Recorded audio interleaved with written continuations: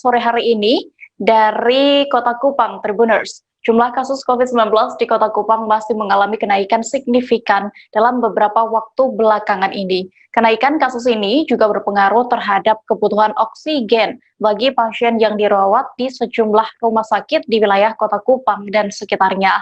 Satu di antara pihak penyedia kebutuhan oksigen, yakni CV Kawan Kita, menyebut beberapa hari terakhir memang permintaan terhadap oksigen mulai meningkat perlahan.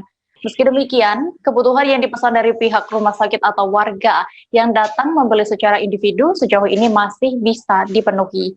Untuk mengetahui informasi lebih detailnya, sudah bergabung bersama saya rekan wartawan Pos Kupang, Irfan Hoy, yang akan memberikan laporannya. Halo Irfan. Halo Dea Mita, selamat sore Tribuners. Iya Irfan, bisa dijelaskan ini sebenarnya sejak kapan permintaan oksigen di Kota Kupang khususnya ya mulai meningkat? Baik ya, untuk permintaan oksigen sendiri, menurut penyedia dari oksigen di Kota Kupang dari CV Kawan Kita, dia menyampaikan bahwa sudah terjadi peningkatan sejak seminggu terakhir ini. Ini diakibatkan karena kasus COVID-19 di Kota Kupang sudah menunjukkan peningkatan yang cukup signifikan. Demikian ya. Iya, baik. Lalu Irfan, apakah sudah ada tanggapan pemerintah dan juga penyedia oksigen terkait naiknya permintaan oksigen sekarang ini? Baik deh. Untuk tanggapan dari pemerintah sendiri sempat dikonfirmasi juga kepada Satgas dari melalui juru bicara Satgas Penanganan COVID Kota Kupang, Pak Ernest Luji. Beliau mengatakan bahwa untuk mengantisipasi lonjakan ini, masyarakat dihimbau untuk tetap menjaga jarak, protokol kesehatan tetap dikerjakan dengan mencuci tangan, menjauhi kerumunan, dan juga menjaga jarak. Hal yang sama juga disampaikan oleh pihak dari CV Kawan Kita, bahwa untuk hal ini dia justru lebih mengantisipasi krisis yang seperti terjadi di awal Maret lalu. Demikian ya. Ya, Irfan, lalu berapa sebenarnya jumlah permintaan oksigen terkini dari pemerintah kepada penyedia? Baik ya. Sejauh ini menurut informasi yang kita peroleh dari CV Kawan Kita, dari direkturnya Pak Robi Lukito, dia menyampaikan bahwa hingga seminggu terakhir ini dalam sehari dari rumah sakit bisa memesan hingga 100 tabung oksigen untuk kebutuhan baik di dalam wilayah Kota Kupang sendiri maupun di wilayah sekitar dari Kota Kupang. Dan sejauh ini juga dari penyedia oksigen yang ada di Kota Kupang ini masih menyanggupi, namun perlu yang ditekankan dari direktur sendiri dari penyedia oksigen bahwa pentingnya menerapkan protokol kesehatan. Demikian, Dea. Ya, lalu ini kan permintaan oksigen juga mulai meningkat. Apakah range harga saat ini ada perbedaan dari sebelumnya? Baik, Dea. Untuk range harga sendiri sampai dengan sekarang semua masih sama. Tetapi kalau menurut informasi yang kita dapat dari direkturnya, dari CV Kawan Kita, bahwa kalau misalnya dari pihak rumah sakit menyediakan sendiri tabungnya, maka hanya akan dilakukan pengisian. Nah, satu kali pengisian dihargai dibanderol dengan 75.000, khusus tabung yang berukuran besar. Sementara tabung yang berukuran kecil dibanderol dengan harga 75. Nah, kalau dari CV Kawan Kita yang menyediakan tabung, maka harganya akan melambung sampai ke 1.250.000, termaksud dengan uang jaminan untuk keamanan dari tabung tersebut. Demikian, Dea. Ya, Tribuners, tadi Irfan juga sudah sempat melakukan wawancara bersama Direktur CV Kawan Kita, Robi Lukito. Berikut wawancara selengkapnya. Ya, biasanya per hari biasa berapa itu? Itu kurang, kita tidak punya data pasti, tapi trennya mulai meningkat. Trennya mulai meningkat ya. Di perusahaan bisa memenuhi kebutuhan masyarakat. Semua terpenuhi sekarang. Semua terpenuhi. Ya. Tapi kalau masyarakat tidak jaga protokol kesehatan, ya ini ke depan mungkin bisa saja lonjakan akan menggila dan kemungkinan tidak bisa mencukupi. Jadi kita harus taat lah apa yang sudah disarankan oleh pemerintah, kita taat. Itu untuk kepentingan masyarakat terpenuhi. Ya. Sejauh ini di Kota Kupang hampir semua rumah sakit permintaan melalui di sini atau bagian besar dari sini. Mungkin juga ada permintaan dari rumah sakit di luar Kota Kupang. Ada juga seperti dari KEPA, ada juga, tapi kebutuhan mereka tidak banyak gitu. Rata-rata dari KEPA dari luar. Mungkin 2 minggu, 3 minggu baru mereka ambil sekitar 60-an, jadi tidak banyak. Permintaan rumah sakit yang paling tinggi di mana? Di kota ini. Di kota ya. Karena Soe, Betun, Atambua kan punya mesin sendiri.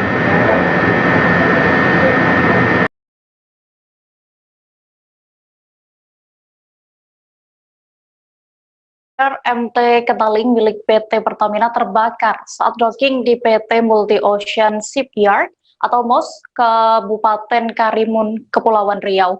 PT MOS merupakan perusahaan yang bergelut dalam bidang galangan kapal.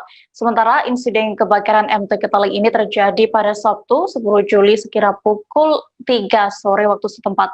Informasinya, api membakar kapal tepat di bagian geladak utama hingga menimbulkan kepulan asap hitam bercampur kobaran api. Informasi lengkapnya akan disampaikan rekan wartawan kami dari Tribun Batam, Yeni Hartanti, yang saat ini sudah bergabung bersama saya. Halo Yeni. Yeni, bisa dijelaskan kembali kronologi terbakarnya kapal tanker MT Ketaling milik PT Pertamina ini? Baik, diketahui PT Multi Ocean Shipyard atau PT MOS itu sendiri merupakan PT galangan kapal, PT yang dalam bidang galangan kapal yang menyediakan layanan pembangunan serta layanan dry loop atau pembangunan fabrikasi minyak dan gas. Nah, dari informasi yang saya peroleh,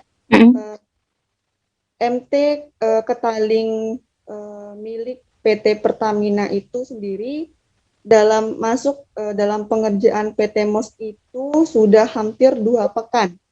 Nah, di mana posisi terkini kapal tanker milik PT Pertamina itu sendiri sudah berada di floating area atau posisinya sudah hampir selesai, pengerjaan hampir selesai. Namun secara tiba-tiba bagian geledek kapal atau mendek atas kapal itu mengeluarkan asap dan yang disertai kepulan asap hitam.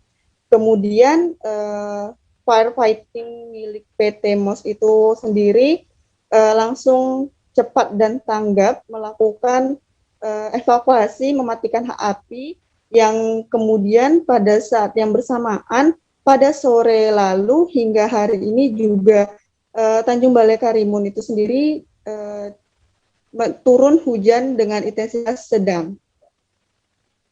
Ya, Yeni. Lalu bagaimana kondisi terkini pasca kebakaran kapal tanker PT Pertamina tersebut? Baik Dea, untuk kondisi terkininya, kalau untuk kapal tanker MT Ketaling milik PT Pertamina itu sendiri sudah dipastikan api 100% padam. Nah, karena itu sudah dibantu dari air hujan tersebut dan tim firefighting tadi. Kemudian kondisi terkini selanjutnya pihak PT MOS itu sendiri dan safety officer yang merupakan petugas atau pengerjaan di dalam di dalam kapal milik PT Pertamina itu sendiri saat ini kondisinya sedang dilakukan pemeriksaan dan penyelidikan lebih lanjut oleh pihak kepolisian. Ya, Lalu ini apakah ini merupakan insiden pertama di PT MOS Karimun atau bagaimana? Tidak deh. Ini merupakan untuk bulan Juli sendiri. Ini sudah 2 kali insiden kebakaran, di mana kejadian itu pada pekan lalu atau seminggu sebelumnya, tepat di hari Sabtu 3 Juli 2021 lalu, di mana kapal tanker juga yang mengalami insiden kebakaran, dan itu sedikitnya memakan 2 korban yang mengalami luka-luka dan dilakukan tindakan operasi di bagian titik tertentu daerah wajah. Nah, kemudian sepekan berikutnya atau pada Sabtu lalu 11 Juli terjadi kembali yang menimpa PT Ketaling milik PT Pertamina. Nah, untuk korbannya itu sendiri hingga saat ini belum ada korban. Berikut dia. Ya, baik Yeni, terima kasih untuk laporannya. Selamat kembali bertugas. Siap. Kita beralih ke Kaltara, Tribuners. Kasus COVID-19 di Kaltara ini tengah mengalami kelonjakan, di mana dalam 3 hari terakhir terdapat penambahan hingga 545 kasus baru. Hal ini menjadikan akumulasi kasus COVID-19 di Kaltara menjadi 14.534 kasus. Kondisi ini pun menyebabkan salah satu wilayah di Kaltara, yakni Kabupaten Balungan, pun menerapkan pengetatan PPKM Mikro hingga 20 Juli mendatang. Dan tak hanya itu, di tengah melonjaknya kasus COVID-19 ini, Gubernur Kaltara, Zainal Paliwang, beserta istri juga ikut terpapar COVID-19. Untuk mengetahui informasi lengkapnya, sudah bergabung bersama saya rekan wartawan Tribun Kaltara, Maulana Ilhami Faudi, yang akan melaporkan dari lokasi. Halo Maulana. Halo rekan dia. Ya, Maulana, bisa dijelaskan bagaimana kondisi terkini COVID-19 di Kalimantan Utara? Baik, untuk kasus COVID-19 di Kaltara sendiri memang terus mengalami lonjakan kasus, bahkan 3 hari terakhir terdapat penambahan 545 kasus baru. Penambahan kasus ini menjadikan akumulasi kasus yang ada di Kaltara meningkat hingga mencapai 14.534 kasus. Untuk Kabupaten Bulungan sendiri, saat ini bersama 43 wilayah lain se-Indonesia juga telah menerapkan pengetatan PPKM Mikro hingga 20 Juli mendatang.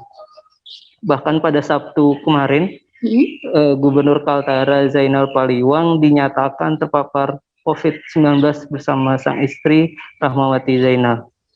Iya, Maulana. Lalu bagaimana kondisi terkini dari Gubernur Kaltara selesai terpapar COVID-19? Baik, setelah dinyatakan terpapar COVID-19, saat ini Gubernur Kaltara Zainal Paliwang bersama istri tengah menjalani masa isolasi mandiri di rumah jabatan di Jalan Enggang Tanjung Selor. Mereka dinyatakan dalam kondisi yang sehat. Oleh pihak Dinas Kesehatan Provinsi Kaltara sendiri juga telah melakukan pemeriksaan kepada keduanya, baik dari tensi darah, saturasi oksigen, hingga kondisi paru-parunya, menyatakan bahwa kondisinya normal dan dalam tahap penyembuhan. Iya, lalu bagaimana situasi isolasi mandiri Gubernur Kaltara? Baik, saat menjalani isolasi mandiri, Gubernur Kaltara mengatakan bahwa dirinya tetap menjalankan aktivitas seperti biasa. Bahkan dirinya juga mengaku terus menjalani rutinitas olahraganya seperti bulu tangkis, tenis meja, hingga berjogging di seputaran rumah jabatan. Saat ini juga proses pemulihan terus dilakukan oleh Gubernur Zainal bersama sang istri Rahmawati Zainal. Ya, Tribuners, tadi Maulana juga sempat ya berwawancara bersama, memintai keterangan oleh Gubernur Kaltara Zainal Paliwang. Berikut wawancara selengkapnya.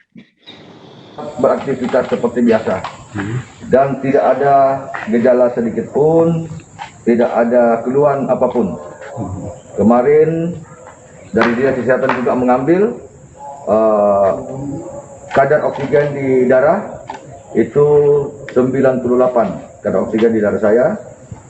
Kemudian tensi saya 125/80, dan pemeriksaan paru-paru alhamdulillah bagus. Jadi keluhan-keluhan sedikit pun tidak ada. Dan kami setiap hari juga di rumah jabatan ini melaksanakan kegiatan olahraga bersama dengan para staf dan ajudan-ajudan serta beberapa satpol PP.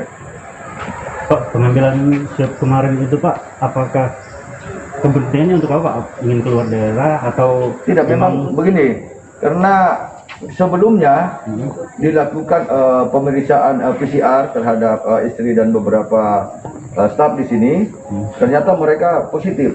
Nah, saya juga setiap hari tidur bersama istri kan, kemudian kegiatan juga di rumah ini bersama istri, dan saya kemudian hari Kamis meminta untuk dinas kesehatan memeriksa saya. Ternyata saya positif, tapi CT saya 36,1.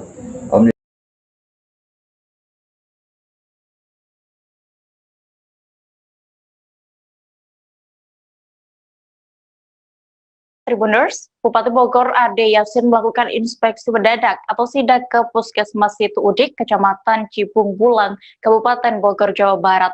Sidak ini dilakukan setelah viralnya video petugas menolak pasien, namun di dalam malah terdapat petugas yang kedapatan berkaraoke. Dalam sidak itu, Ade menanyakan di mana keberadaan petugas yang berada di dalam video. Ade yang juga sebagai Ketua Satgas Penanganan COVID-19 di Kabupaten Bogor ini juga langsung memberikan teguran tegas kepada petugas yang terlibat dalam kasus itu. Ia meminta agar kejadian ini menjadi pelajaran dan bahan pertimbangan bagi para petugas puskesmas lainnya. Sebab kasus video viral itu sudah membuat resah warga sehingga kapok untuk kembali berobat. Selain melakukan sidak, Ade Yasin juga mengunjungi ibu hamil yang sebelumnya dinarasikan terkena COVID-19. Setelah mengunjungi ibu hamil itu, ia pun memastikan bahwa kondisi sang ibu hamil tersebut baik-baik saja.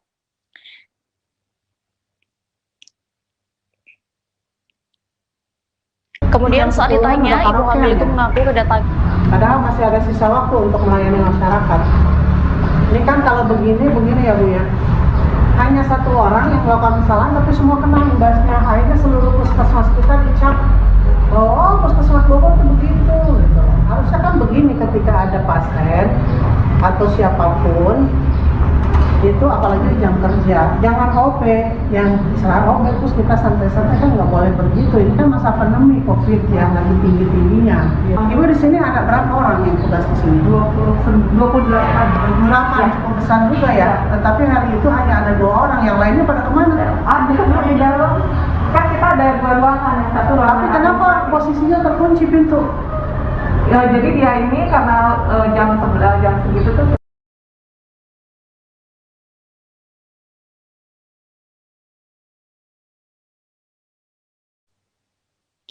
Selain melakukan sidak, Ade Yasin juga mengunjungi ibu hamil yang sebelumnya dinarasikan terkena COVID-19.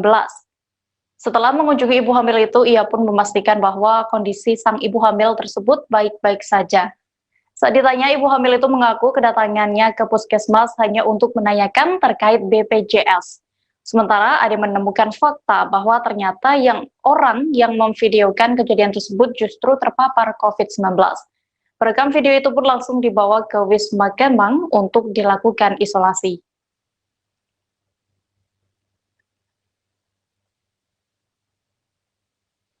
Di jam 10-an udah karaokean ya. Padahal masih ada sisa waktu untuk melayani masyarakat. Ini kan kalau begini ya Bu ya. Hanya satu orang yang melakukan kesalahan, tapi semua kena imbasnya. Akhirnya seluruh puskesmas kita dicap, oh puskesmas Bogor itu begitu. Gitu. Harusnya kan begini ketika ada pasien atau siapapun, itu apalagi jam kerja. Jangan OP, yang istilah OP terus kita santai-santai, kan nggak boleh begitu. Ini kan masa pandemi COVID yang lagi tinggi-tingginya. Ibu di sini ada berapa orang yang tugas di sini? 28 cukup besar juga ya. Tetapi hari itu hanya ada 2 orang, yang lainnya pada kemana? Ada di dalam. Kan kita ada 2 ruangan, yang satu ruangan. Tapi kenapa posisinya terkunci pintu? Ya, jadi dia ini karena jam segitu tuh dia keluar, oh sudah ada pasien, sudah. Seharusnya juga nggak boleh kalau masih ada jam kerja itu pintunya jangan ditutup. Ini kan punya masyarakat, dibangun oleh APBD, siapapun bisa datang ke sini. Dulu saya coba minta semua dikumpulin di sini, saya mau tahu kamu kasih hari. Coba. Kami akan kembali seusai jeda Tribuners, tetaplah di live update. Berpuasa di 6 hari Syawal itu. Oke, apa kabar Bang Arif di sini untuk strateginya?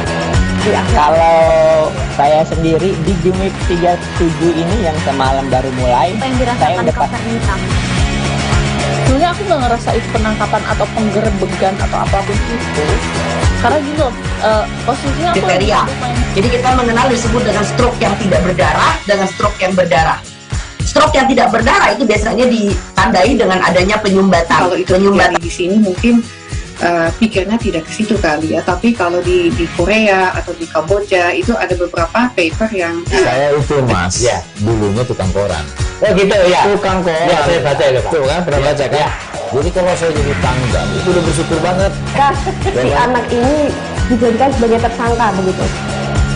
Ya kalau ini kita bicara yang di luar kasus Situbondo ya. Dengan nama hujan shower, di mana terdapat batas jelas antara daerah hujan dan tidak hujan yang biasanya terjadi pada fase awal mature stage atau tahap berbahaya itu Kang. Jadi mulai artinya terjadinya perlembekan. Nah itu untuk penetrasi akan sulit gitu ya. Dok saya ini menurut saya memang tidak mudah, bukan urusan tanah diambil. Kalau misalnya Amerika Serikat sekarang, Rasulullah mengatakan dalam sebuah hadis bahwa berpuasa di 6 hari Syawal itu. Oke, apa kabar Bang Arif di sini untuk strateginya? Kalau saya sendiri di Game Week 37 ini yang semalam baru mulai, saya udah pas. Sebenarnya aku nggak ngerasa itu penangkapan atau penggerebegan atau apapun itu, karena gini loh, posisinya kriteria. Jadi kita mengenal disebut dengan stroke yang tidak berdarah dengan stroke yang berdarah.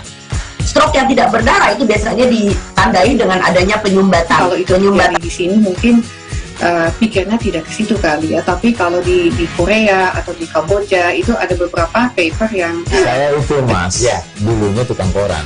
Oh gitu ya, tukang koran. Ya saya baca ya, tuh kan pernah baca kan. Jadi kalau saya jadi tanggal itu udah bersyukur banget. Si anak ini dijadikan sebagai tersangka begitu.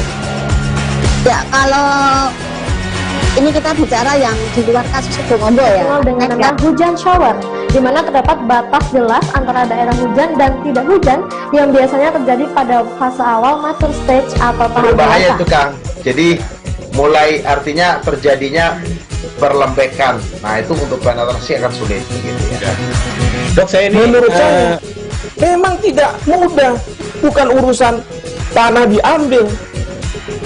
Kalau misalnya Amerika Serikat sekarang, Rasulullah mengatakan dalam sebuah hadis bahwa berpuasa di 6 hari Syawal itu. Oke, apa kabar Bang Arif di sini untuk strateginya? Kalau saya sendiri di Game Week 37 ini yang semalam baru mulai, saya udah pas.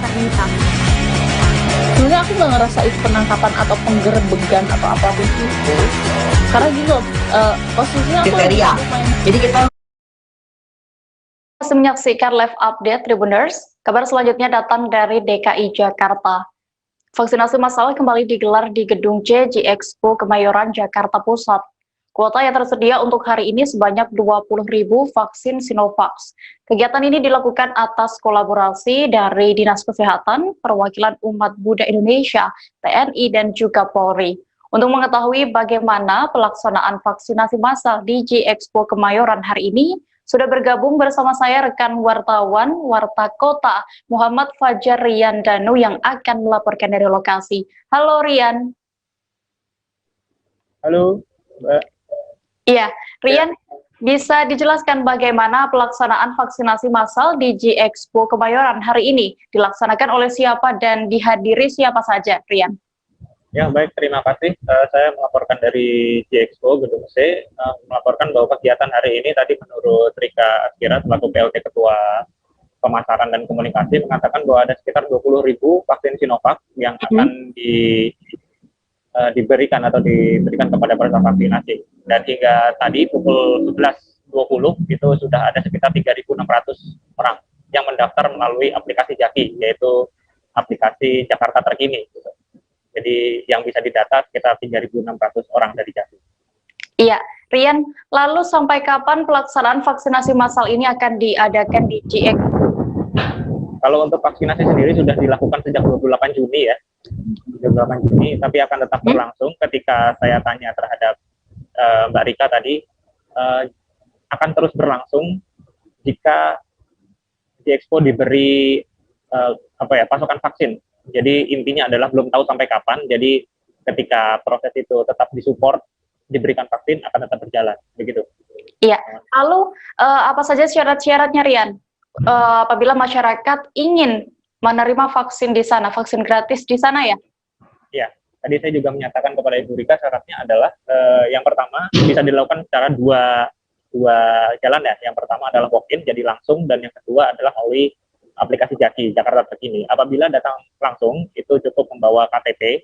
Lalu yang kedua adalah jika menggunakan Jaki, itu juga menggunakan KTP.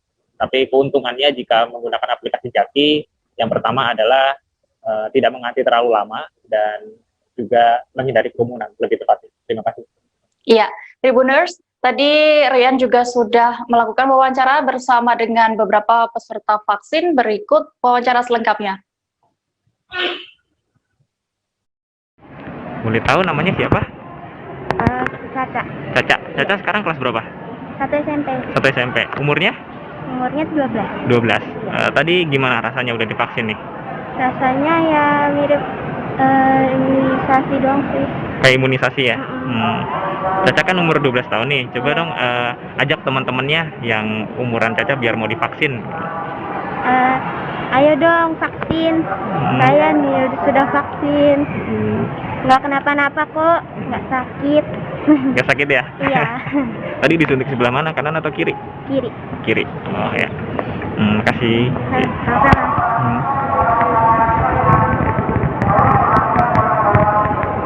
Ibu boleh minta pendapatnya Bu terkait adik tadi yang divaksin. Kan biasanya vaksin ini kan untuk usia dewasa ya Bu ya, usia dewasa muda dan orang tua. Nah sekarang si Putri kan sudah divaksin, itu bagaimana Bu Caca pendapatnya?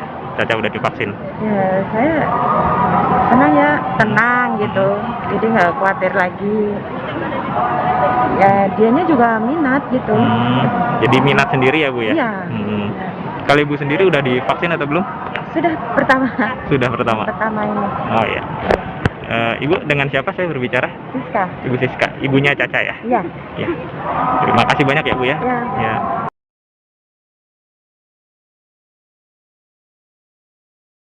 Pembatasan kegiatan masyarakat atau PPKM darurat akan diberlakukan di Kota Medan hingga 20 Juli mendatang. Kebijakan itu dilakukan untuk mencegah meluasnya penyebaran COVID-19. Karena itu dilakukan penyekatan antara daerah yang berbatasan dengan Kota Medan. Pengawasan tentunya juga melibatkan personel gabungan. Untuk mengetahui bagaimana proses pengetatan dilakukan di sejumlah kawasan Kota Medan, sudah bergabung bersama saya rekan wartawan Tribun Medan, Mas Mur, yang akan menyampaikan laporannya. Halo Mas Mur. Halo Mbak Dea. Ya, bisa dijelaskan bagaimana perkembangan persiapan penyekatan dan juga pengalihan arus di Kota Medan, Mas Mur? Iya Dea, mulai dari tadi malam, pos penyekatan di beberapa perbatasan sudah mulai dipersiapkan. Dan pengalihan arus juga, pengalihan arus di dalam kota pun sudah mulai dilakukan. Salah satunya di Jalan Jamin Ginting, Simpang Kampus Universitas Sumatera Utara, USU, Kelurahan Merdeka, Kecamatan Medan Baru, menuju Jalan Iskandar Muda dan Jalan Kapten Patimura, itu sudah mulai dilakukan tadi malam. Pengalihan arus di dalam kota yang dilakukan tadi malam itu bertujuan untuk mempersiapkan adaptasi masyarakat Kota Medan menuju penyekatan secara serentak yang akan dilakukan mulai Senin tanggal 12 Juli sampai dengan tanggal 20 Juli mendatang. Ya. Berdasarkan hasil rapat Wali Kota Medan Bobi Nasution dan beberapa petugas kepolisian tadi, Gelar pasukan akan digelar hari Senin besok pukul 9 waktu Indonesia Barat di lapangan Merdeka, dan nantinya Pak Wali Kota sendiri akan bertindak langsung sebagai inspektur upacara. Wali Kota Medan menegaskan diberlakukannya penyekatan ini bertujuan untuk mengurangi mobilitas masyarakat Kota Medan. Ya, Mas Bur, lalu untuk di Kota Medan sendiri, di mana saja lokasi pos penyekatan dan pengalihan arus ini dilakukan? Baik ya, untuk di Kota Medan sendiri itu ada 10 titik penyekatan, 5 titik masuk ke Kota Medan yang berbatasan antara Kabupaten Deli Serdang dan Kota Binjai, dan 5 titik lagi di pusat Kota Medan. 5 titik yang berada di perbatasan menuju Kota Medan yaitu ada di Jalan Ripera, Jalan Sisingamaraja maksud saya, pemeriksaan di Ripera, kemudian di Jalan Besar Deli 2, kemudian ada di Jalan Gatot Subroto, pemeriksaan di Kampung Lalang, ada juga di Jalan Leda Sujono, pemeriksaan di Titi Sewa, kemudian ada di Jalan Jamin Ginting, pemeriksaan Simpang Tuntungan.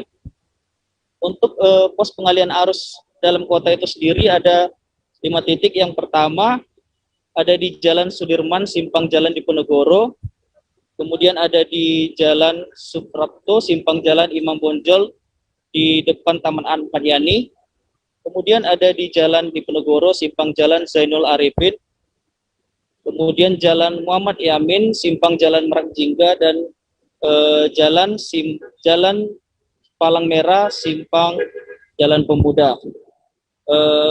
Dan kemungkinan titik lokasi pengalian arus dan penyekatan pemeriksaan rapid antigen ini kemungkinan akan ditambah lagi menurut informasi yang didapat dari pihak kepolisian tadi. Iya, lalu Mas Bur, bisa Anda jelaskan untuk jam operasional penyekatan dan pengalihan arus itu dilakukan?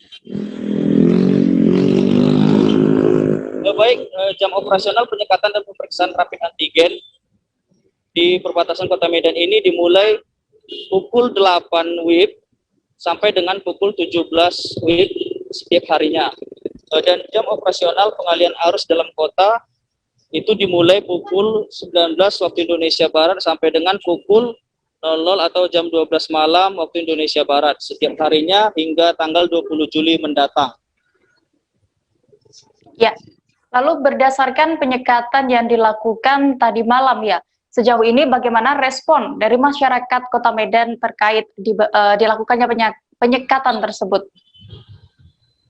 Ya, berdasarkan pantauan saya dan wawancara dengan beberapa masyarakat atau pengendara tadi malam, sebagian besar pengendara yang ingin menuju ke Jalan Iskandar Muda, Jalan Kapten Patimura, dan Jalan Juanda terlihat sedikit kesal karena memang tidak bisa melewati akses jalan tersebut dan terpaksa harus melewati jalan lain yang tentunya akan menambah jarak tempuh mereka.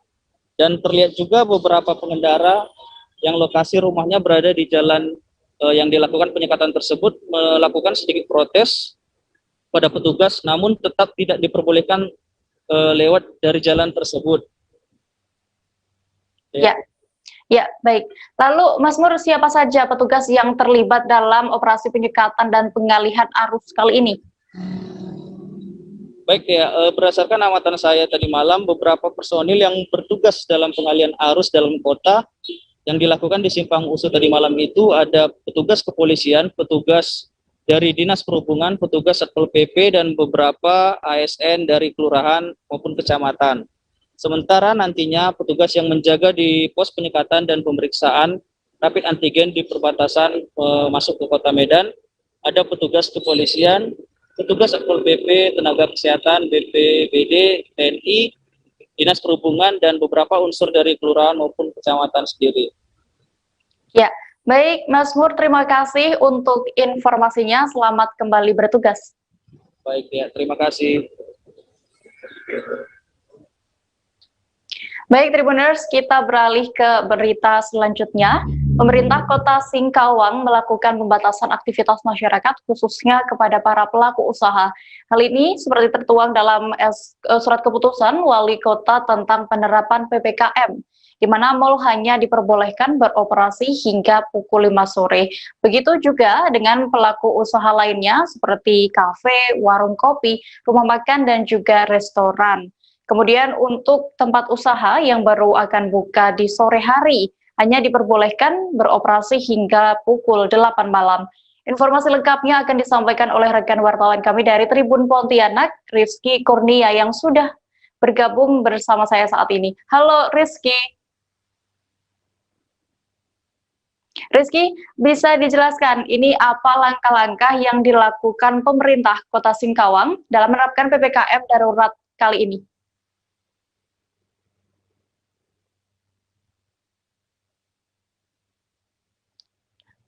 Halo Rizky, bisa mendengar saya? Ya, lagi. Nah, untuk berdasarkan instruksi Menteri Dalam Negeri yang diterima oleh pemerintah Kota Singkawang pada Sabtu kemarin, memang ada beberapa langkah yang dilakukan oleh pemerintah Kota Singkawang. Nah, salah satunya adalah melakukan pembatasan aktivitas ataupun kegiatan yang dikhususkan kepada para pelaku usaha. Nah, hal ini juga sudah tertuang dalam surat keputusan Wali Kota Singkawang tentang penerapan PPKM yang diterbitkan pada Jumat sebelumnya, di mana mal hanya diperbolehkan untuk beroperasi hingga pukul 5 sore. Begitu juga bentuk usaha lainnya seperti kafe, warung kopi, rumah makan, dan restoran. Kemudian khusus untuk pelaku usaha yang akan buka pada sore hari itu nantinya dapat diperbolehkan beroperasi hingga pukul 8 malam. Begitu dia.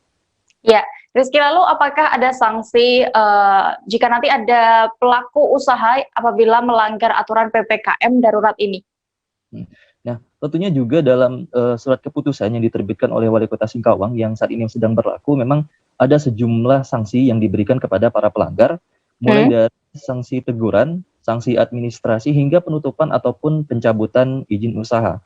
Nah, nantinya pada malam hari sekitar pukul 8 nanti Satgas COVID-19 juga akan melakukan patroli berkeliling untuk memastikan tidak ada aktivitas ataupun kegiatan di tempat umum yang dilakukan oleh masyarakat. Nah, bagi masyarakat yang kedapatan melakukan pelanggaran terhadap aturan PPKM nantinya akan di-swab dan hasilnya kemudian akan didapatkan ataupun akan dikeluarkan pada sehari setelahnya. Begitu dia.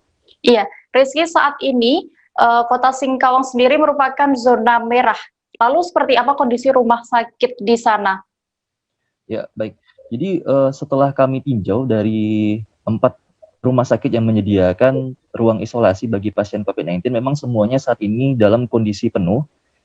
Tapi beberapa waktu lalu juga Wali Kota Singkawang sudah menyediakan tempat isolasi baru, yaitu di BLKI sebanyak 40 ruang isolasi, namun hanya untuk pasien COVID-19 dengan gejala ringan. Nah, untuk yang gejala berat, untuk pasien COVID-19 itu masih harus mengantri di masing-masing rumah sakit. Seperti di salah satunya Rumah Sakit Umum Daerah Abdul Aziz, pihak rumah sakit harus menjadikan ruang IGD sebagai tempat untuk isolasi bagi para pasien COVID-19. Nantinya apabila dari ruang isolasi utama sudah ada yang kosong, nantinya dari isolasi yang berada di IGD nanti akan dipindahkan ke ruang isolasi utama. Begitu dia.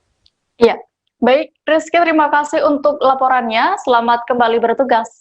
Ya, terima kasih kembali dia. Tribuners, kami akan kembali seusai jeda berikut. Tetaplah di live update. Kenal disebut dengan stroke yang tidak berdarah dengan stroke yang berdarah. Stroke yang tidak berdarah itu biasanya ditandai dengan adanya penyumbatan. Kalau itu penyumbatan di sini mungkin pikirnya tidak ke situ kali ya, tapi kalau di Korea atau di Kamboja itu ada beberapa paper yang saya itu mas ya dulunya tukang koran. Oh gitu ya, tukang koran ya, saya baca itu tuh kan, pernah baca kan ya. Jadi kalau saya jadi tanggal itu udah bersyukur banget. Si anak ini dijadikan sebagai tersangka begitu ya. Kalau ini kita bicara yang di luar kasus Subombo ya, dengan nama hujan shower, di mana terdapat batas jelas antara daerah hujan dan tidak hujan yang biasanya terjadi pada fase awal mature stage atau tahap bahaya itu Kang. Jadi mulai artinya terjadinya perlembekan. Nah itu untuk penetrasi akan sulit begitu ya. Dok, saya ini menurut saya memang tidak mudah, bukan urusan tanah diambil, Kalau misalnya Amerika Serikat sekarang, Rasulullah mengatakan dalam sebuah hadis bahwa berpuasa di 6 hari Syawal itu. Oke, apa kabar Bang Arief di sini untuk strateginya? Kalau saya sendiri di Jumip 37 ini yang semalam baru mulai, Apa yang saya dirasakan udah Kak Nita? Sebenarnya aku nggak ngerasain penangkapan atau penggerebekan atau apapun itu, karena gini loh, posisinya aku Kriteria. Jadi kita mengenal disebut dengan stroke yang tidak berdarah dengan stroke yang berdarah. Stroke yang tidak berdarah itu biasanya ditandai dengan adanya penyumbatan. Kalau itu terjadi di sini mungkin pikirnya tidak ke situ kali ya, tapi kalau di Korea atau di Kamboja itu ada beberapa paper yang Saya itu mas, ya dulunya tukang koran. Oh gitu ya. Tukang koran. Ya saya baca itu pak. Tuh kan pernah baca kan? Jadi kalau saya jadi pangdam itu udah bersyukur banget. Si anak ini dijadikan sebagai tersangka begitu. Ya, kalau ini kita bicara yang di luar kasus Sibolgambo ya. Dengan nama hujan shower, di mana terdapat batas jelas antara daerah hujan dan tidak hujan yang biasanya terjadi pada fase awal mature stage atau tahap Berbahaya dewasa. itu Kang. Jadi mulai artinya terjadinya perlembekan. Nah itu untuk penetrasi akan sulit gitu ya. Dok, saya ini menurut saya memang tidak mudah, bukan urusan tanah diambil. Kalau misalnya Amerika Serikat sekarang, Rasulullah mengatakan dalam sebuah hadis bahwa berpuasa di 6 hari Syawal itu. Oke, apa kabar Bang Arief di sini untuk strateginya? Kalau saya sendiri di Jumip 37 ini yang semalam baru mulai, Apa yang saya dirasakan udah Kak Nita? Sebenarnya aku nggak ngerasain penangkapan atau penggerebekan atau apapun itu, karena gini loh, posisinya aku Kriteria. Jadi kita mengenal disebut dengan stroke yang tidak berdarah dengan stroke yang berdarah. Stroke yang tidak berdarah itu biasanya ditandai dengan adanya penyumbatan. kalau itu terjadi di sini mungkin pikirnya tidak ke situ kali ya, tapi kalau di Korea atau di Kamboja itu ada beberapa paper yang Saya itu mas, ya dulunya tukang koran. Oh gitu ya. Tukang koran. Ya saya baca itu pak. Tuh kan pernah baca kan? Jadi kalau saya jadi pangdam itu udah bersyukur banget. Si anak ini dijadikan sebagai tersangka begitu. Ya, kalau ini kita bicara yang di luar kasus Sibolgambo ya. Dengan nama hujan shower, di mana terdapat batas jelas antara daerah hujan dan tidak hujan yang biasanya terjadi pada fase awal mature stage atau tahap Berbahaya dewasa. itu Kang. Jadi mulai artinya terjadinya perlembekan. Nah itu untuk penetrasi akan sulit gitu ya. Dok, saya ini menurut saya memang tidak mudah, bukan urusan tanah diambil. Kalau misalnya Amerika Serikat sekarang, Rasulullah mengatakan dalam sebuah hadis bahwa berpuasa di 6 hari Syawal itu. Oke, apa kabar Bang Arief di sini untuk strateginya? Kalau saya sendiri di Jumip 37 ini yang semalam baru mulai, Apa yang saya dirasakan udah Kak Nita? Sebenarnya aku nggak ngerasain penangkapan atau penggerebekan atau apapun itu, karena gini loh, posisinya aku Kriteria. Jadi kita mengenal disebut dengan stroke yang tidak berdarah dengan stroke yang berdarah. Stroke yang tidak berdarah itu biasanya ditandai dengan adanya penyumbatan. kalau itu terjadi di sini mungkin pikirnya tidak ke situ kali ya, tapi kalau di Korea atau di Kamboja itu ada beberapa paper yang Saya itu mas, ya dulunya tukang koran. Oh gitu ya. Tukang koran. Ya saya baca itu pak. Tuh kan pernah baca kan? Jadi kalau saya jadi pangdam itu udah bersyukur banget. Si anak ini dijadikan sebagai tersangka begitu. Ya, kalau ini kita bicara yang di luar kasus Sibolgambo ya. Dengan nama hujan shower, di mana terdapat batas jelas antara daerah hujan dan tidak hujan yang biasanya terjadi pada fase awal. Anda masih menyaksikan live update bersama saya Diamita Tribuners. Beralih ke informasi selanjutnya, beberapa pekan terakhir ini jumlah penambahan kasus terkonfirmasi terpapar virus corona atau COVID-19 di kota Pagar-Alam maksud saya terus saja meningkat. Bahkan tak hanya kasus positif yang bertambah, namun angka kematian masyarakat yang saat sedang terpapar COVID-19 juga bertambah. Hal ini juga membuat pihak Polres Pagaralam bersama pihak pemerintah Kota Pagaralam terus melakukan upaya pencegahan penambahan kasus dengan menggelar operasi justisi di setiap sudut Kota Pagaralam. Personel dari Polres dari siang hingga malam melakukan patroli sambil membubarkan masyarakat yang terlihat berkerumun. Untuk mengetahui bagaimana pelaksanaan pengetatan di wilayah Kota Pagaralam, sudah bergabung bersama saya rekan wartawan Sriboku, Wawan Setiawan yang akan melaporkan dari lokasi. Halo Wawan. Ya, Wawan bisa dijelaskan kenapa Polres Pagaralam bersama Pemkot kembali rutin menggelar operasi justisi ini?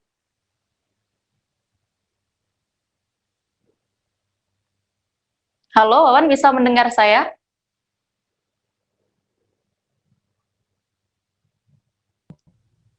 Halo? Iya, Wawan bisa dijelaskan? Iya. Oh iya. Ya, rekan Dea ini ya. Memang penambahan kasus COVID di Pagaralam, Kota Pagaralam, Sumatera Selatan memang cukup mengkhawatirkan. Awalnya dari pasca Lebaran kemarin, penambahan sudah ada. Namun di pekan-pekan terakhir ini, penambahan menjadi lebih signifikan. Akhirnya melihat hal ini, Polres Pagaralam bersama Pemkot melakukan operasi justisi siang dan malam. Kondisi ini diharapkan mampu kembali membuat masyarakat sadar akan pentingnya protokol kesehatan. Begitu ya. Iya. Lalu apakah dengan terus meningkatnya jumlah penambahan kasus di sana, apakah saat ini Pagaralam masuk ke kawasan zona merah? Untuk saat ini Pagaralam belum masuk zona merah, namun jika jumlah kasus positif terus bertambah dan kasus angka meninggal terus bertambah, bukan tidak mungkin Pagaralam akan masuk zona merah. Saat ini Pagaralam masih berada di zona orange, tapi setiap hari selalu ada penambahan kasus, baik itu hasil tracking maupun kasus baru ya. Iya. Lalu Wawan, bisa dijelaskan berapa jumlah kasus di Kota Pagaralam per tanggal 11 Juli 2021 ini?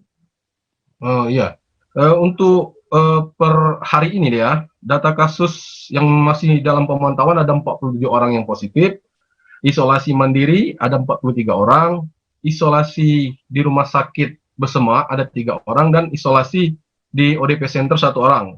Selesai pemantauan ada 252 orang dan meninggal 15 orang, total ada 314 orang masyarakat Pagaralam yang sudah terkonfirmasi positif COVID ya.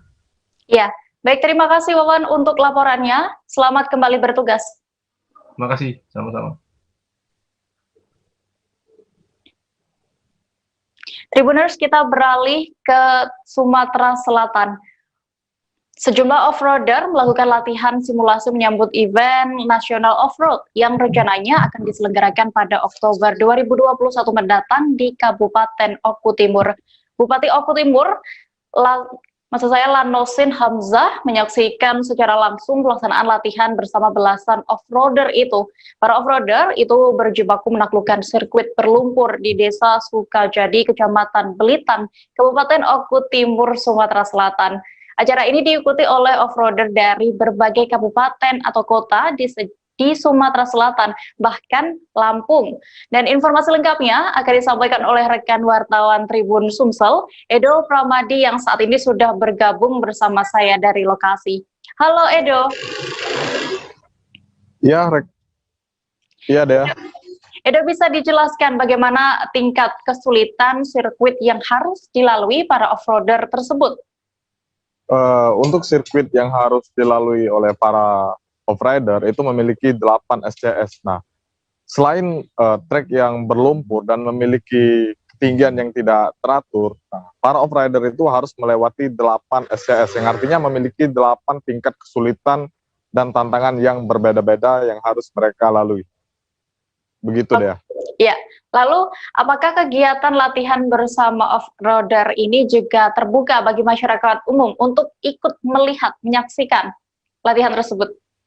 Ya, untuk latihan bersama ini dibuka bagi masyarakat umum yang ingin menonton dan tidak sama sekali dipungut biaya alias gratis. Jadi warga setempat bisa menyaksikan latihan bersama operator ini dengan cuma-cuma.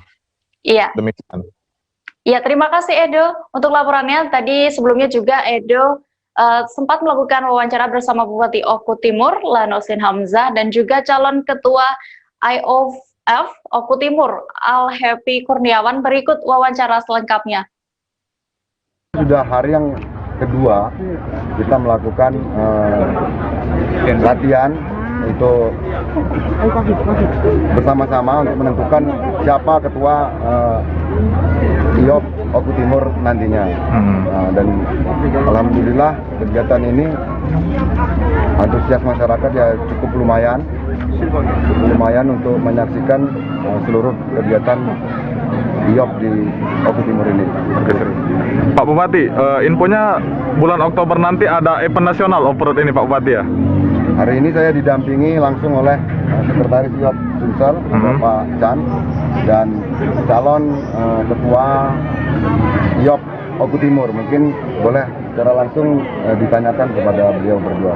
Oke, bagaimana Pak kesiapannya untuk event nasional Oktober nanti Pak? Alhamdulillah untuk event nasional Oktober nanti mulai hari ini kita sudah siap-siap, makanya hari ini dan kemarin kita lakukan latihan bersama memperkenalkan apa itu off-road kepada masyarakat Oku Timur, karena ini event pertama nasional di Oku Timur. Makanya saya calon ketua IOF Oku Timur mengajak panitia untuk melaksanakan ini secara baik pada saat hari hanya nanti, dan untuk juga memberi pelajaran kepada masyarakat kalau ada acara itu jangan safety first yang penting. Oke, siap. Pak Bupati, harapannya untuk para off-roader Oku Timur ini apa Pak Bupati? Yang jelas tempat menyalurkan hobi yang pertama, dan yang kedua mungkin event yang nasional nanti diiringi dengan kegiatan bakti sosial. Selain mencurahkan hobi tersebut, tentu rasa sosial yang akan diberikan oleh seluruh off-roader yang ada itu dapat tersalurkan kepada masyarakat. Yang jelas ekonomi kerakyatan lah yang. Oke, ini juga ditonton oleh masyarakat secara gratis Pak Bupati ya? Gratis. Kali ini diberikan tontonan gratis untuk masyarakat. Oke, mantap. Kita menuju Padang Tribuners. Sebagian dari Anda mungkin belum mengetahui bahwa di kota Pariaman, Sumatera Barat ini memiliki kampung unik bernama Kampung Makanan Ringan. Sesuai namanya, kawasan ini banyak menjajakan makanan yang merupakan hasil olahan pelaku UMKM masyarakat setempat. Cukup banyak outlet-outlet atau kedai yang menjual kuliner tradisional di sana. Dan untuk mengetahui informasi lebih detailnya mengenai kampung unik satu ini, sudah bergabung bersama saya rekan wartawan Tribun Padang, Wahyu Bahar, dari lokasi. Halo Wahyu. Wahyu, bisa dijelaskan kepada Tribuners di mana Kampung Makanan Ringan ini dapat dijumpai di kota Pariaman?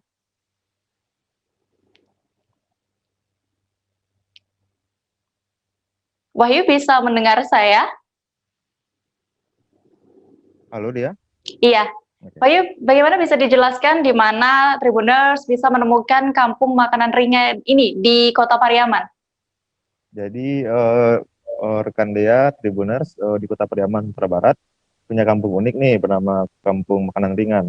Kampung Makanan Ringan ini secara administratif berada di Kelurahan Kampung Perak, Kecamatan Pariaman Tengah, Kota Pariaman. Kampung ini berada di pusat kota Pariaman, tidak jauh dari Pasar Pariaman dan Pantai Gandoria, gitu dia. Iya, lalu apa nih keunikan yang dimiliki Kampung Makanan Ringan ini? Kampung Makanan Ringan sendiri lokasinya sangat strategis nih, punya gapura yang unik nih. Di gapura tertuliskan Kampung Makanan Ringan. Nah, di kawasan tersebut banyak dijumpai kedai atau outlet yang menjual makanan khas tradisional kota Pariaman sendiri, gitu deh. Iya, lalu Wahyu, bagaimana pantauan dan juga suasana di Kampung Makanan Ringan tersebut? Jadi di kawasan Kampung Makanan Ringan di Kampung Perak tersebut, di jalannya tersebut di samping kiri maupun kanan berjejer outlet-outlet atau kedai-kedai. yang menjual ladu arai Pinang sebagai jualan utamanya. Jadi di sebelah kiri maupun sebelah kanan berjejer tuh kedai-kedai tersebut gitu loh. Dalam satu Iya. kampung. Lalu sebenarnya kapan kampung makanan ringan ini mulai diresmikan? Sesuai informasi yang kami himpun di lapangan melalui Kepala Dinas Perindustrian Perdagangan Koperasi dan UKM Kota Pariaman mengatakan kampung makanan ringan tersebut diresmikan pada tahun 2017. Jadi pemerintah Kota Pariaman melalui Wali Kota Pariaman saat itu meresmikan kampung makanan ringan ini pada tahun 2017. Ya, Wahyu mungkin bisa diinformasikan berapa banyak outlet atau kedai jajanan khas yang ada di kampung makanan ringan itu? Berdasarkan keterangan Kepala Dinas Perindustrian Perdagangan Koperasi UKM Kota Pariaman, Gusnieti Zaunit, ia mengatakan bahwasanya saat ini terdapat sekitar 50 outlet atau kedai yang menjual makanan khas Kota Pariaman. 50 deh. Iya. Lalu jenis jajanan utama yang ada di kampung makanan ringan itu apa saja? Berdasarkan informasi sebelumnya, bahwasanya Kota Pariaman punya makanan khas yaitu ladu arai Pinang. Nah, ladu arai Pinang adalah salah satu jualan utama dari pedagang-pedagang UMKM yang ada di kampung makanan ringan ini deh. Gitu. Iya. Terima kasih Wahyu untuk informasinya. Selamat kembali beraktivitas. Tribuners, informasi tadi sekaligus menutup perjumpaan kita dalam live update hari ini. Masih di tengah pandemi, kami kembali mengingatkan untuk selalu menerapkan protokol kesehatan dimanapun Anda berada, Tribuners. Dan jangan lupa juga, Tribuners, saksikan informasi terbaru lainnya hanya di tribunnews.com. Saya Dea Mita beserta kru yang bertugas pamit. Terima kasih dan sampai jumpa. Jangan lupa like, subscribe, dan share ya!